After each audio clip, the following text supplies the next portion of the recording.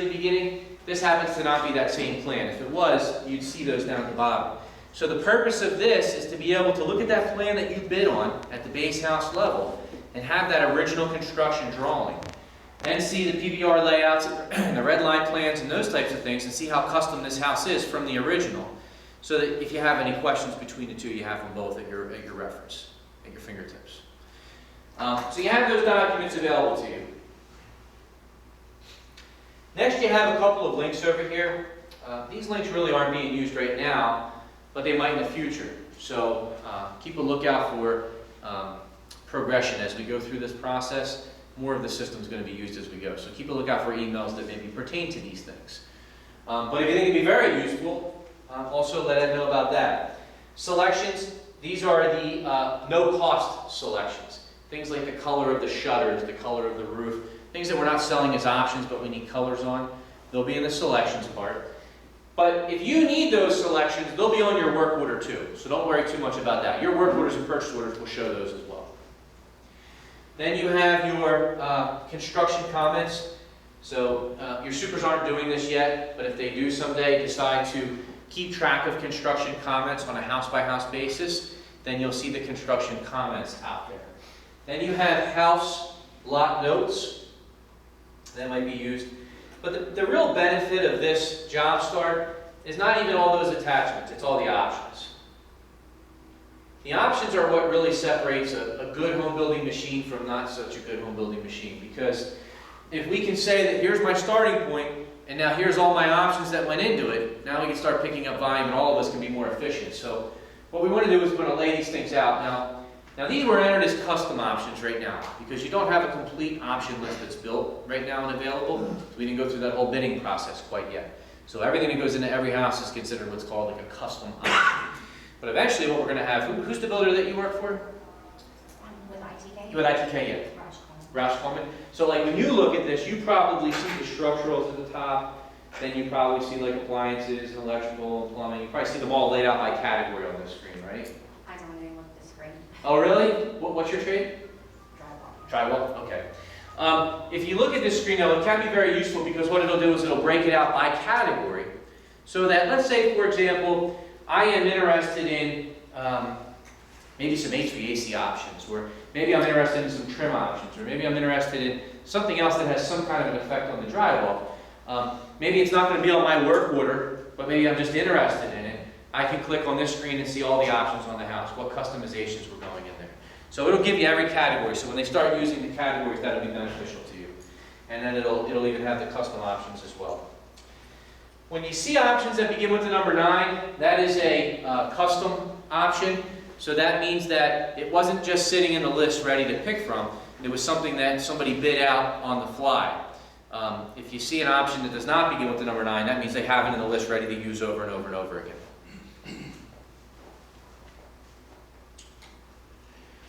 Any questions about the job starts?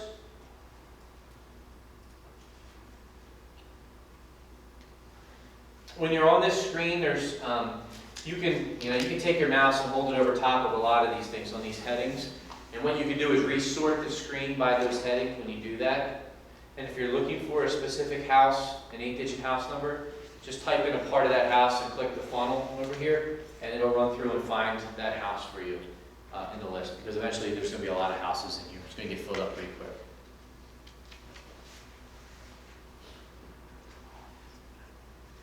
All right, so on that job start now,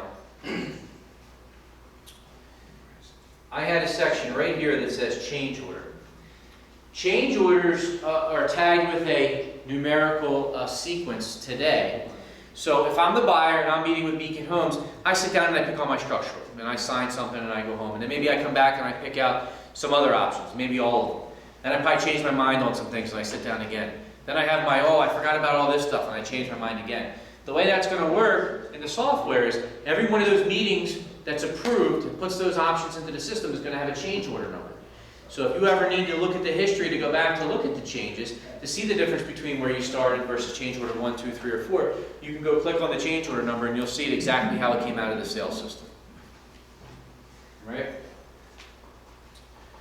Then if you go to your job documents and you click on change orders, you'll be able to look at the past 1 week, 2 week, 1 month, or 1 year and see all of the change orders that went through that time frame. Again, your work orders and purchase orders are going to be solid, and that's what you're going to build homes off of. This is all just other information that's going to be helpful for you to have at your fingertips, especially when we go live. When you go live with work orders and purchase orders, nothing's ever seamless day one. But what we want to do is we want to get to the point where you're getting good information that you trust out of it, and we eliminate the need for invoices, and you can rely on your work orders and purchase orders, and then you can kind of sit back on your changes and see when the changes actually happened all the way through.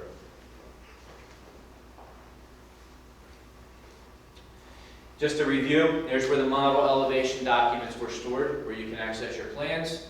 This is where your work orders and purchase orders live when they're cleared off the dashboard. All right, let's talk a little bit about scheduling.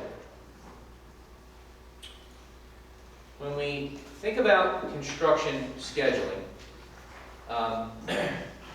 the system gives you a calendar here. So each of you understands your maximum resource limit, and each of you works for other builders too. So there's no way your superintendent's going to be able to keep up with exactly what your resource limits are all the time. They're going to schedule and schedule and schedule and expect you to just show up. So what this allows you to do is this allows you to see what's in the pipeline and start to prepare your work crew and labor management to either meet the needs of these requirements or ask to have things rescheduled before it becomes a problem and you end up with no-shows. So when you go to your calendar, you can click on all companies and all developments, and it will run through, show you everything that you have going on. And that's pretty powerful too, because let's say that there's 10 builders that you're working for that all use this system. There's your calendar for 10 builders. Right now it's Beacon. So when you look on here, you have a couple of things. When you look at Monday, you have your start of a multi-day task. Whenever you have a start of a multi-day task, you have a green arrow pointing to the right. If you hold your mouse over the start of a multi-day task, you get the address, the description, the number of days it takes, scheduled start, scheduled finish, work order number, and the work order dollar amount for the start of a multi-day task. When you want to see when that multi-day task is going to end, it's in red. The red arrow points back over to the left, and if you hold your mouse over it, it says end day task. That's just telling you an end point. It doesn't really give you any information because it may or may not be your end point. But that kind of helps you figure out when you're starting and stopping on certain tasks. When you see items that are in black, that means that you're coming in, doing the work, and leaving on the same day. Again, with the work order amount down there at the bottom. So this calendar is going to fill up too. And let's say that you do multiple things. Like, let's say that I have plumbing crews, and my roughing crew is different than my top-out crew. So I want to look at just my roughing crew. I can click my drop-down and come down here to just that activity and look at my plumbing rough versus my underground or top-out or whatever the case may be. So I can find one of those individual items that I perform and just focus on one because I may have multiple steps in the schedule. We had a good example in the last class where the countertop company had to go out and do a fit measurement before they could actually do the installation. It was 2 different people, so they wanted to be able to sort the calendar that way. So you may have situations similar to that. So you can just focus in on those tasks and see them on your calendar to see individuals. Now if I look at my job schedules, not in the calendar view, I'll look at all developments and all houses again, and I'll filter. This shows it to me in a view now that is in like a report format, okay? It's in the order that it was supposed to happen. So what you have here is, you have the original day that you were supposed to do the work. But we all know that things happen. You know, weather delays, no crews, township inspection failures, different things can affect what you do in the schedule that result from previous tasks that are beyond your control. So the day that you were supposed to do the work was the original commitment that gets stored on there. And then every day the schedule could change. Supers are going to keep up with it every day. They're going to always update the schedule. When it does change, the revised start date is going to adjust if items in front of you have big delays in the critical path leading up to you. And if the superintendent talks to you and you give a hard start date, say for a delivery, then you'll have an actual start date in here that will override the revised start date. So this will typically be blank, but if you see one in here, that means that there was a commitment there that the superintendent negotiated or really got from the trades that you could go into, look at that date, and everything else will be determined based off of that date. Then you have the number of days to complete, and then you have comments over here. So let's say, for example, we're building spec homes, but instead of building them all the way through, we want to stop them at mechanical rough, because we have a lot of buyers that are making a lot of changes right now. We might want to put those houses on hold instead of continuing to build them and putting the drywall up. We might want to hold drywall. What we'll do is we'll stop right before drywall after installation. We'll put a comment on there that we're going to put on hold. Probably have to call you right beforehand, and everybody will see that comment afterwards, which will eliminate a lot of the ripping things out and changing things after the fact.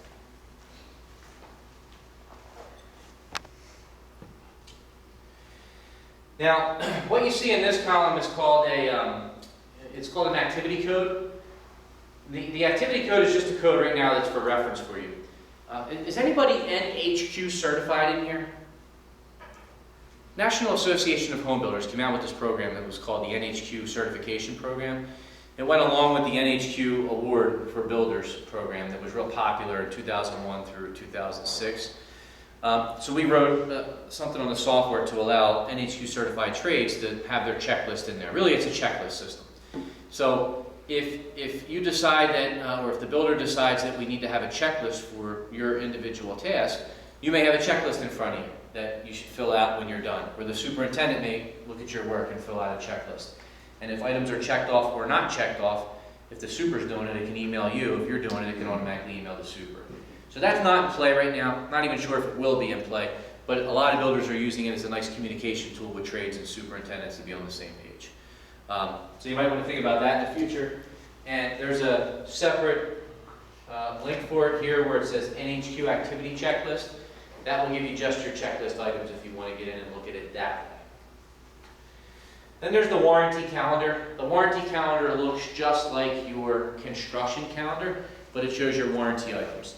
Now, warranty is one of those things where the homeowner has to request something, somebody inspects it, and it puts on a list, and then you end up getting a service order. So a lot of the times you're scheduling the warranty work directly with the homeowner. So the warranty calendar could be useful, but a lot of times if you're doing the scheduling, it's probably not going to be as useful as the schedule.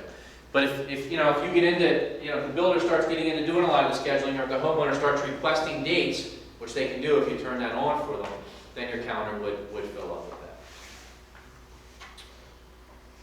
And under the warranty screen, there's a service order link you can click on, which is just a listing of your service orders that have been created, your warranty service orders. If they're in red, that means they're delinquent. So you want to take care of the delinquent ones first. You don't want to let them sit. But if they have dates on them again, you'll see them there. You can click on the service orders and you can download. It's the same thing you would see from your dashboard.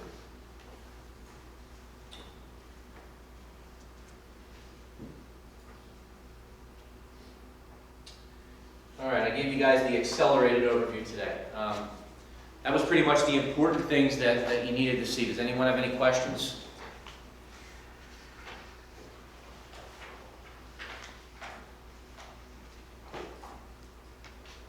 Nothing? All right, so you have your manuals you can look at. The system, there is a license fee per log one. It's $8.95 a month for log ones. You don't have to send a check for that. There's something that you can sign up for. There'll be a sign-up screen the first time that you log in to take care of that. You can also unsubscribe from it and not have it do that too. But that is, that's something you'll get after you go in there to change your password. So that's pretty much all that I have. You guys have anything? Yeah, I have a couple of things. Just as far as your warranty service calls and stuff like that, we're going to continue to use ProHome for now. And it's going to be the same system that we've been doing for now. And so that won't change. We may implement this in the future if we work something out with Pro Home. But they've done a good job as far as handling our calls and scheduling stuff with you guys and trying to get you guys in touch with the homeowners.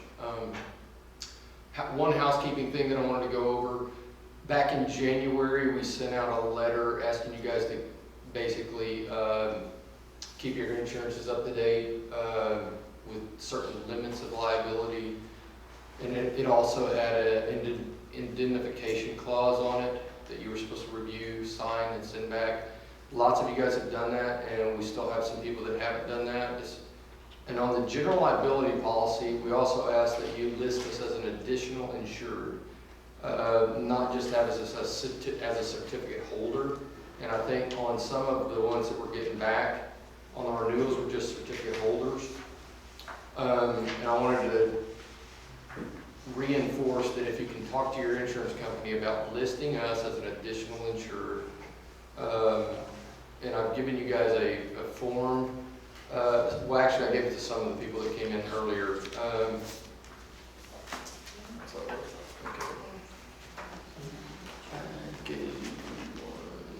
And so, if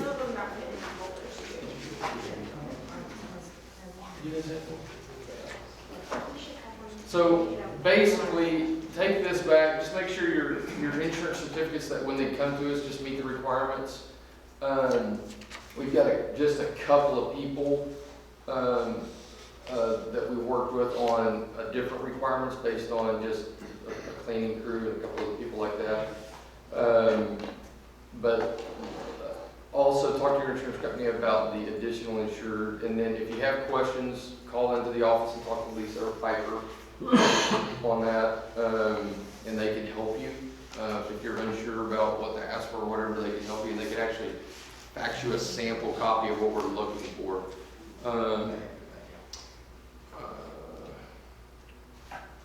Did anybody not get one of these sheets earlier? Did you guys get one? Okay. I don't know if I put, did you get one? I got one. Okay. All right. Wanted to tell you guys thanks for coming out. You guys all know that we have two supervisors, Paul and Wade. Wade's here. Wade's jobs are one-off jobs, meaning we build them one time and we move on. They're not something that we duplicate. And so this system, we're wrapping our head around how this system works with Wade's jobs.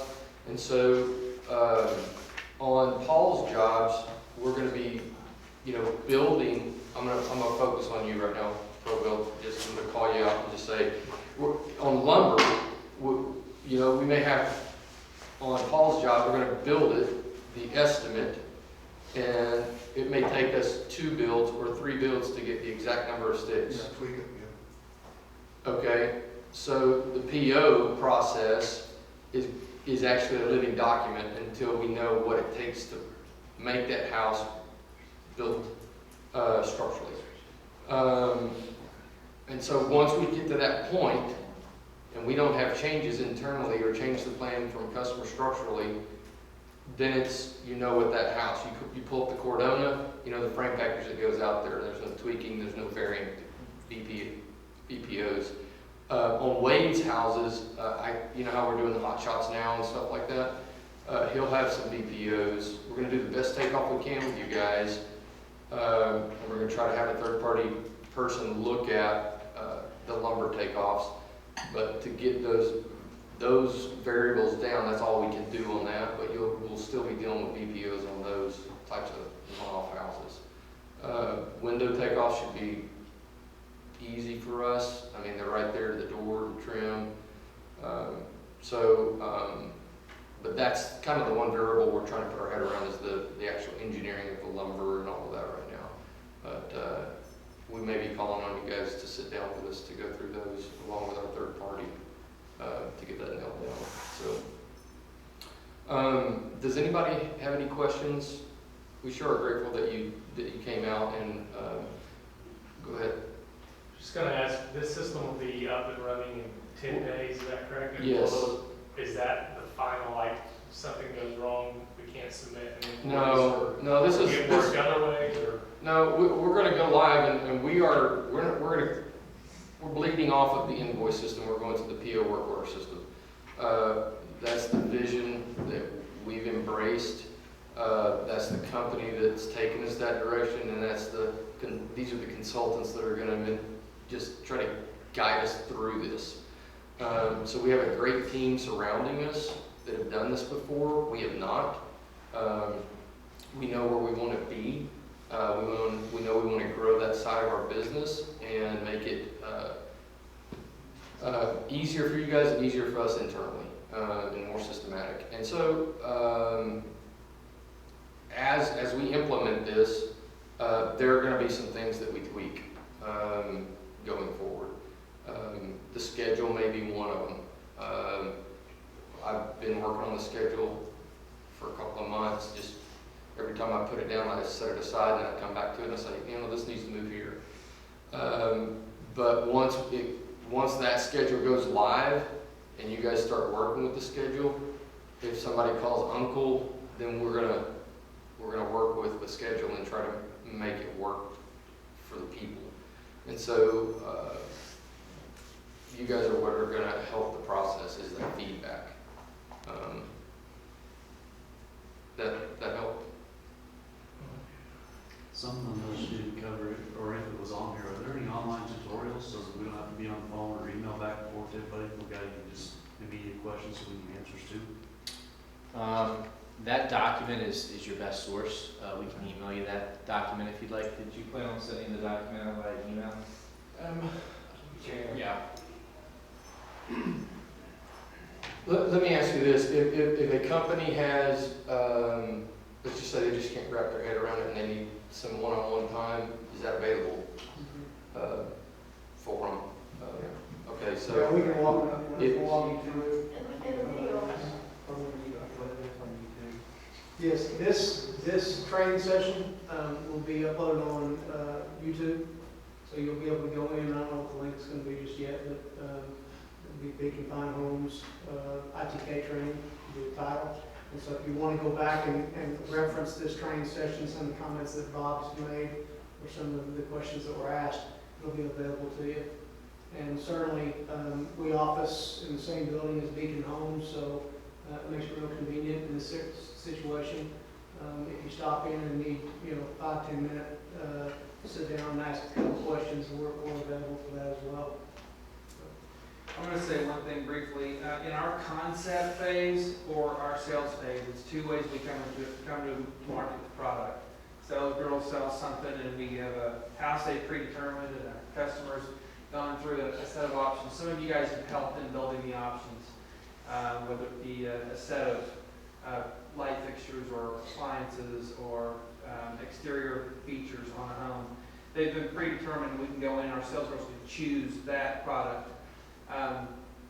That process, or Kelly, who made in our product development team, who's designing the product, all of our picks, paint, tile, flooring, all that stuff goes in, and we develop these products.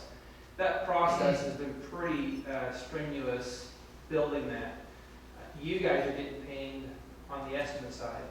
We're pinging you guys for saying, hey, if we do, and you're going to get an email from Stephen or Sean that says, you've been selected to bid on a project. You've read the emails.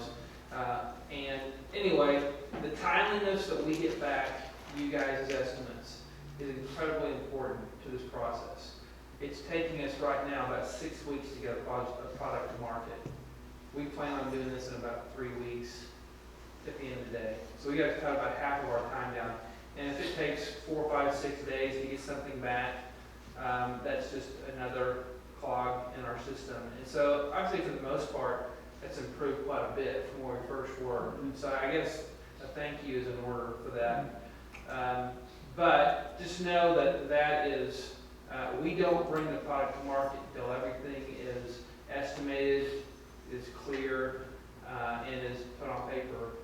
And then we ultimately can upload it in the system with the accurate information and start production. So I just wanted to say that because I think that you guys have done a good job, and these guys have done a good job for pinging it on our behalf.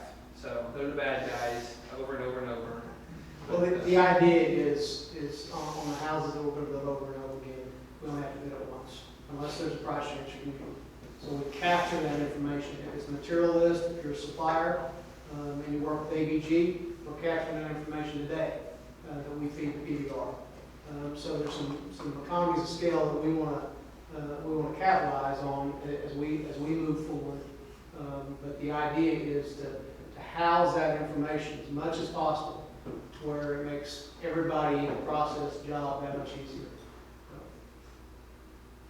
As far as the training, I mean, that's a good question, because really, we're implementing something, and if you haven't utilized the system before, you're gonna have to get online and look at it, and look at the schedule, and you're gonna have questions.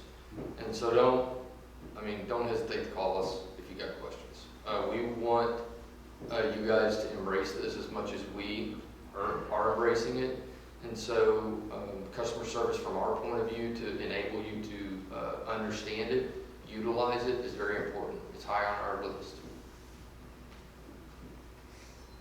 Thanks. Thank you guys for coming. We're done.